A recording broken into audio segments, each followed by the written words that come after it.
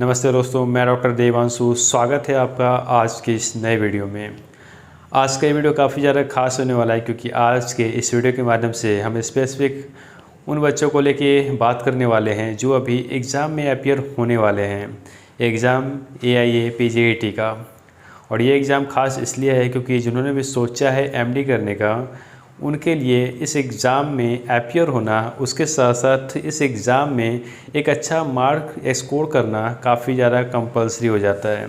क्योंकि अभी का नियम काफ़ी चेंज हो चुका है। परसेंटाइल का जो एक क्राइटेरिया था जो अभी भी है, और उस क्राइटेरिया को आपको फुलफ़िल करना ही पड़ेगा, तभी आपका एडमिशन किसी भी कॉलेज में हो सकता है।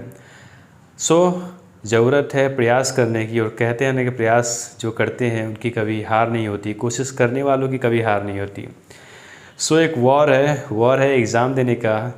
बेसिकली इस वीडियो को मैं स्टार्ट करूंगा एक कहानी के माध्यम से। उसके बाद मैं कुछ टिप्स दूंगा जो मेरा पर्सनल एक्सपीरियंस है, उसके साथ साथ जो मैंने ऑब्जर्व किया है, उन सारे पॉइंट पे भी आज के इस वीडियो में हम बात करने वाले हैं। तो वीडियो काफ़ी खास है, इस वीडियो को आप अंत तक ज़रूर देखें। और अगर आपने अभी तक इस चैनल को सब्सक्राइब नहीं किया है तो पहले जाएँ सब्सक्राइब करें, बेल आइकन पर क्लिक ज़रूर करें ताकि मैं जो भी इस तरह की वीडियो बनाऊँ उसकी नोटिफिकेशन आपको मिलती रहे। तो चलिए इस वीडियो को स्टार्ट करते हैं। तो इस वीडियो को स्टार्ट करते हैं पहले कहानी के माध्यम से। कहानी आज की जो है वो एक मोटिवेशनल स्टोरी है। ये स्टोरी आपको काफ़ी ज़्यादा मोटिवेट करेगी क्योंकि इस कहानी से मैं भी काफ़ी ज़्यादा मोटिवेट होता हूँ, और जो भी आगे बढ़ने का जो भी प्रयास है निरंतर मैं करता रहता हूँ। तो आज की जो कहानी है वो राजा महाराजा से रिलेटेड, मेरी लगभग कहानी राजा से रिलेटेड होती है, और आज की कहानी भी राजा से ही रिलेटेड है। एक राज्य में एक राजा रहा करते थे, और उस राजा से मिलने उनका एक मित्र उनके पास जाता है। तो हमारा एक कल्चर है, हमारा एक संस्कार है कि जब भी हम किसी के पास जाते हैं तो एक तोहफ़ा लेके जाते हैं।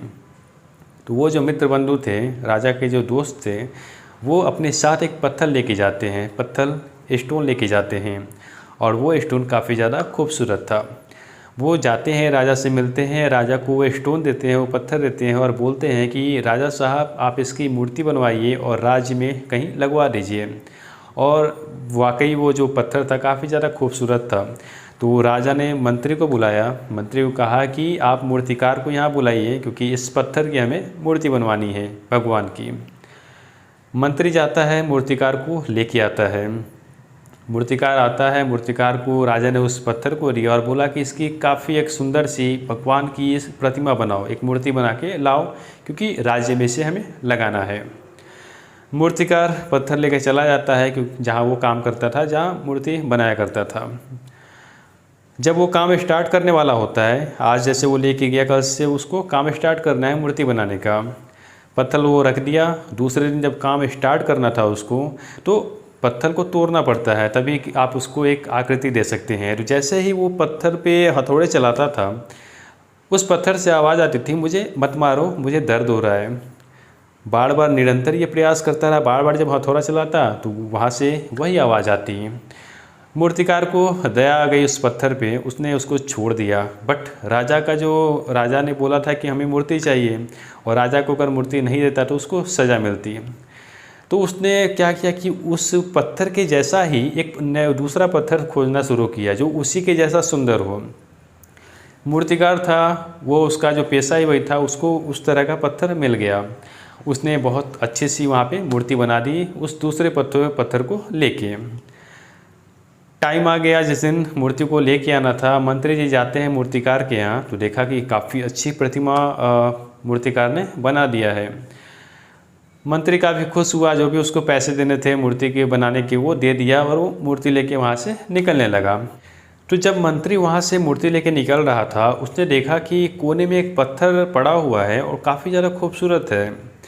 मंत्री ने मूर्तिकार से पूछा, ये पत्थर कैसा है? उसने बोला कि ऐसे ही ला के मैं रखा था, ये काफ़ी मुझे अच्छी लगी इसलिए यहाँ पे रख लिया था। वो पत्थर वही था जो राजा के दोस्त ने राजा को दिया था। तो मंत्री बोलता है, तुम इस पत्थर का करोगे क्या, मुझे दे दो। तो मूर्तिकार बोला, आप क्या करेंगे इसका? तो मंत्री ने जवाब दिया कि जहाँ पे ये भगवान की प्रतिमा लगेगी उसके बाहर इस पत्थर को रख दिया जाएगा।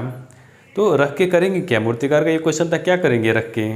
तो उस मंत्री ने बोला कि जो भी भगवान पे प्रसाद चढ़ाने आएंगे और जो भी खासकर नारियल जो चढ़ाएंगे, इस पत्थर पे फोड़ दिया करेंगे। यानी कि जो पत्थर राजा को मिला था एक भेंट के रूप में, एक उपहार के रूप में, उस पत्थर का यूज़ किया जाने लगा नारियल फोड़ने में। यानी कि इस कहानी से ये सीख मिलती है कि जब भी हम कुछ करने वाले होते हैं, कुछ प्रयास करते हैं, कुछ काम में लगते हैं, तो वहाँ बहुत सारी परेशानियाँ हमें झेलनी पड़ती हैं, बहुत सारी परेशानियाँ आती हैं।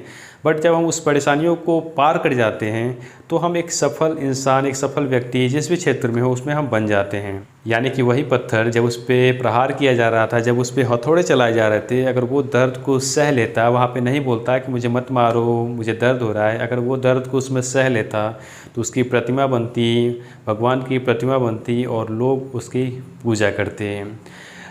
कहानी का सीख यही है कि जिस कार्य में हम लगे हैं हमें हमेशा प्रयास करना चाहिए, कोशिश करते रहना चाहिए। भले हम उस चीज़ में फेल होते हों, उस चीज़ में अगर हमें हार भी मिलती हो, बट कोई नहीं, क्योंकि हमारा जो प्रयास है वो हमें सफल बनाता है, वो हमें निरंतर करते रहना चाहिए।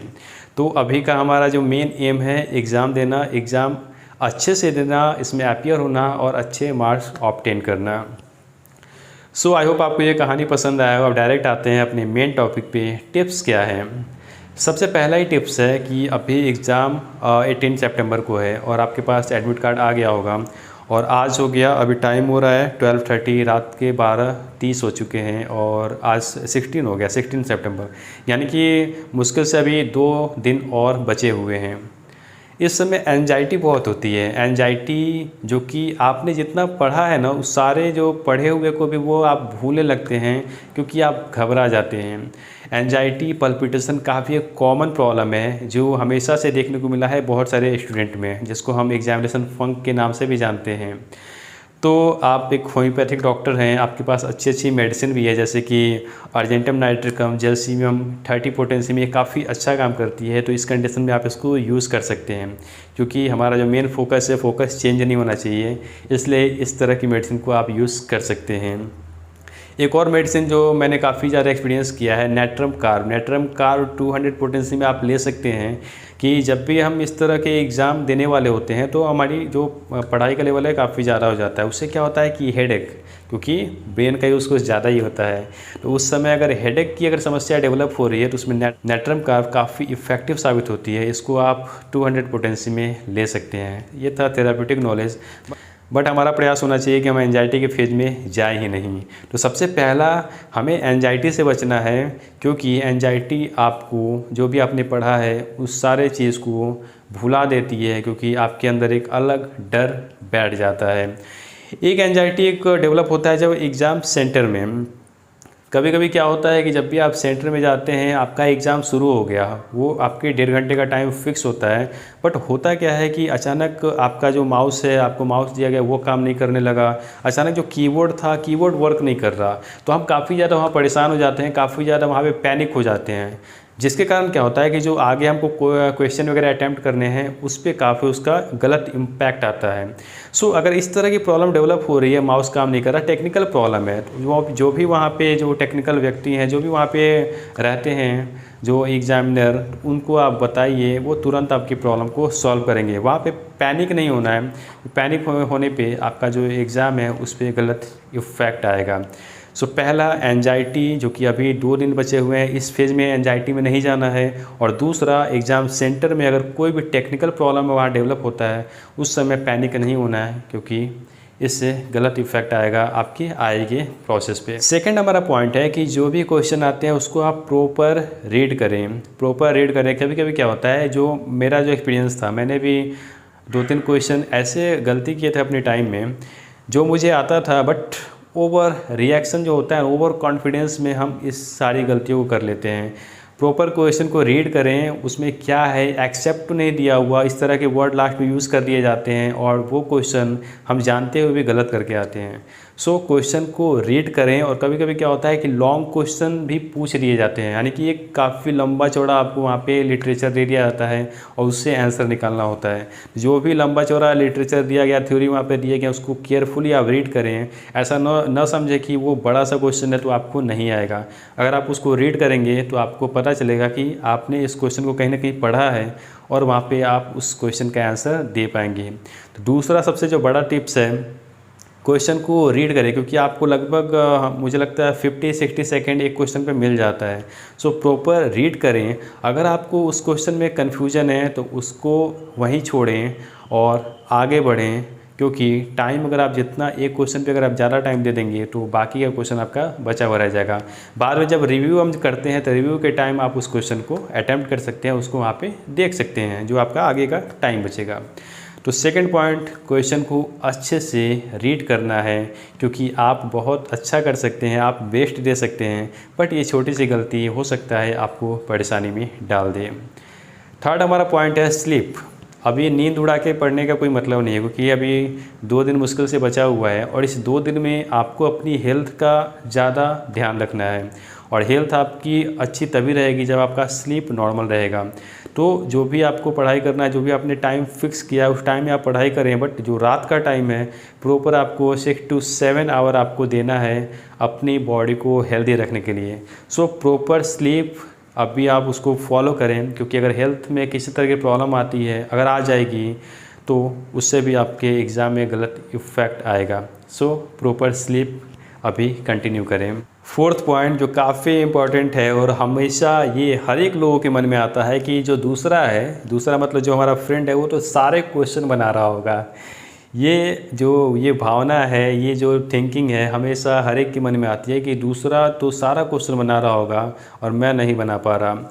ये थिंकिंग कभी नहीं लानी है, क्योंकि इस थिंकिंग में क्या होता है कि जब आप ये सोचेंगे तो आप जो क्वेश्चन में आपको कन्फ्यूजन है उसमें भी आप तुक्का मारना शुरू कर देंगे। सो ये कभी नहीं सोचना है। जिस क्वेश्चन में आपको कॉन्फिडेंस हो, आपको लगता हो ये आंसर वही होगा, आपको उसी को टिक करना है। ये नहीं सोचना कि दूसरा क्या कर रहा होगा, तीसरा क्या कर रहा होगा। ये सोच आपको डेविएट कर सकती है आपके प्रोसेस में। सो ये ख्याल जो हमेशा से आते हैं, इसके ख्याल से बचना है, क्योंकि आपको एग्ज़ाम में अच्छा करना है। फिफ्थ पॉइंट जो कि काफ़ी इंपॉर्टेंट है, कभी कभी क्या होता है कि जब हम क्वेश्चन को अच्छे से रीड कर लेते हैं, भले वो क्वेश्चन हमें आ नहीं रहा लेकिन हमें लगता है कि यही इसका आंसर होगा, ऐसा भी आता है मन में। तो वो इसलिए आता है क्योंकि आपने उस क्वेश्चन को कहीं ना कहीं रीड किया है। तो अगर आपको उस समय आपको लगता है कि ये आंसर सही है तो उसको आप टिक ज़रूर करें। अगर वहाँ पे आप ओवर थिंकिंग करना शुरू करेंगे तो सही आंसर भी गलत हो जाता है। यहाँ पे मैं एक चीज़ और यहाँ पे बताऊँगा, क्वेश्चन क्या है कि तुक्का नहीं मारना है। तुक्का मारने का मतलब कि अगर एक बैट्समैन जाता है पिच पे और अचानक उसके पास बॉल आती है, उसने बल्ला घुमा दिया, अब वो देख रहा है कि बॉल गया कहाँ, बॉल चला गया स्टेडियम में। बट हमेशा बॉल स्टेडियम में नहीं जाता, हो सकता है बॉल कैच भी हो जाए और वो खिलाड़ी, वो प्लेयर आउट भी हो जाए। सो सिक्स सेंस का मतलब तुक्का नहीं होता है, मतलब कब, क्योंकि वो क्वेश्चन आपने पढ़ा होता है इसलिए आपको लगता है कि इसका आंसर यही होगा। सो उस आंसर पे आपको टिक करना है, तुक्का मारने की गलती नहीं करनी है। एक सजेशन मेरा ये भी रहेगा कि जो भी क्वेश्चन पूछे जाते हैं उसमें 4 आपको पॉइंट रहते हैं, उसमें आपको कोई एक टिक करना होता है, तो उसमें भी आपको डिफ्रेंशिएट करने की कोशिश करनी चाहिए। ये आंसर तो नहीं हो सकता, ये आंसर तो नहीं हो सकता, ऐसा करके आप अगर 1-2 पे आ जाते हैं ना तो उसमें भी आपको एक परफेक्ट आंसर मिल जाता है। सो उसको मॉडिफाई करने की कोशिश करें कि इसका आंसर ये हो सकता है, इस दोनों में से कोई एक हो सकता है। इस तरह का मॉडिफिकेशन भी आप वहाँ पे कर सकते हैं, बट तुक्का नहीं मारना है, क्योंकि तुक्के में आउट होने के चांसेस ज़्यादा रहते हैं। 6 पॉइंट, जो भी हार्ड क्वेश्चन है उसको आप रिव्यू में डालें, जैसे मैंने पहले बोला उसको रिव्यू में डालें, और जो बाद में जो टाइम बचता है उस समय उस क्वेश्चन को देखें। 7th पॉइंट जो काफ़ी इंपॉर्टेंट है, जब भी आप सेंटर पे जाने वाले होते हैं उससे पहले हल्का डाइट लें, यानी कि जो भी सुप्पा चीज़ को बोलते हैं वैसे भोजन, और ख़ासकर कार्बोहाइड्रेट ज़रूर लें जो आपको एनर्जी, आपके एग्ज़ाम के दौरान एनर्जी आपको देते रहेगा, आपको बूस्ट करते रहेगा। ऐसा नहीं कि बहुत सारा खा लिए वहाँ जाके आराम से सो रहे हैं, ऐसा नहीं करना है। हल्का खाना है, कार्ब जो आपका जो भी मैक्रोन्यूट्रिएंट है वो आपका प्रॉपर होना चाहिए, क्योंकि आपको एग्ज़ाम के टाइम में आपका जो सर्कुलेशन है काफ़ी फास्ट रहता है, आपका दिमाग काफ़ी चलता है, आपको एनर्जी की आवश्यकता पड़ती है। सो वो एनर्जी आपको कार्ब से मिलेगा। सो प्रॉपर कार्ब को कंज्यूम करके जाएं, यानी कि प्रॉपर डाइट आपको लेके जाना चाहिए, खाली पेट एग्ज़ाम देने नहीं जाएं। और एक लास्ट कॉमन सा, जब जो भी आपका सेंटर है अगर आप उस सेम शहर में है तो आपको एक दिन पहले ही देख लेना चाहिए कि आपका सेंटर कहाँ है, कितना डिस्टेंस है आपके घर से, और सेंटर पे आपको 1 से 1.5 घंटे पहले आपको पहुंच जाना चाहिए, क्योंकि माइंड मेकअप करने में वहाँ पे जो टाइमिंग रहता है, बहुत सारे प्रोसीड्योर भी होते हैं, प्रोसेस भी होते हैं, उस प्रोसेस को फॉलो करने में भी आपको अच्छा खासा टाइम मिल जाए, ब्रेन को रिलैक्स देने में भी आपको अच्छा खासा टाइम मिल जाए। सो 1 से 1.5 घंटे पहले पहुंचने की कोशिश करें। ये बेसिक पॉइंट जो मैंने खुद एक्सपीरियंस किया है और जो मैंने ऑब्ज़र्व किया आपके सामने रखा। आई होप आपको ये सारे पॉइंट पसंद आए हों। और यहाँ पे पसंद करने वाली बात नहीं है, इसको आपको इम्प्लीमेंट करना है, क्योंकि एग्ज़ाम में अपीयर आपको होना है और एग्ज़ाम में अच्छा भी आपको करना है। मेरी तरफ से बेस्ट ऑफ लक, अच्छा करें और लाइफ में आगे बढ़ते रहें। मिलते हैं एक नए वीडियो में एक नए टॉपिक के साथ। तब तक के लिए बाय, अपना ध्यान रखें, खुश रहें, स्वस्थ रहें। जय हिंद, जय भारत, जय होम्योपैथ एंड जय हनीमैन।